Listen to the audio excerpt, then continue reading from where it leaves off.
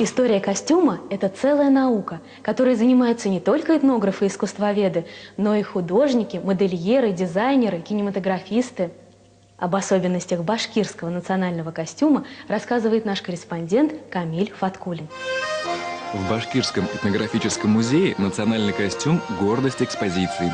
По одному такому платью специалист может прочитать историю народа. Общее в костюмах одно – они не противоречат законам шариата.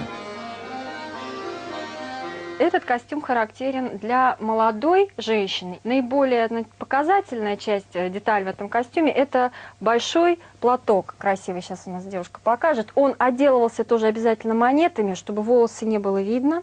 И был достаточно длинный, большой, вот такой красивый, потому что он еще должен был прикрывать часть тела. А этот костюм носили мусульманки более старшего возраста. Только состоятельная женщина могла позволить себе такой нагрудник, украшенный монетами. Кроме эстетической функции, этот элемент одежды носил и практическое значение. Он как сейф хранил все богатство семьи. Монеты пришивались серебряные, те, что находились в обращении. Когда мелочь терялась или тратилась, на ее место пришивалась та, которая была под рукой.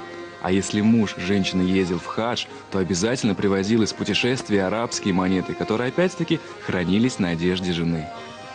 Этот головной убор, он был насколько красив, настолько и тяжел, потому что такое количество монет достигало, по-моему, порядка 10 и более килограмм. И, с одной стороны, положительный момент, очень держал осанку, потому что этот хвост очень сильно тянул назад. И женщина при всем своем желании не могла ни сутулиться, ни опускать голову. Это платье – настоящее произведение искусства. Сейчас такое можно встретить только в музее.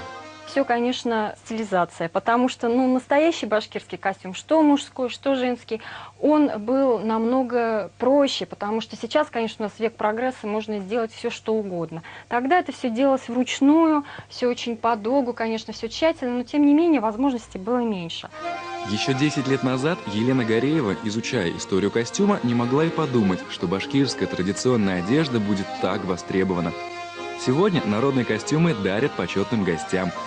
В них играют, танцуют и поют артисты национальных театров, ансамблей, самодеятельных коллективов, а также женятся и выходят замуж.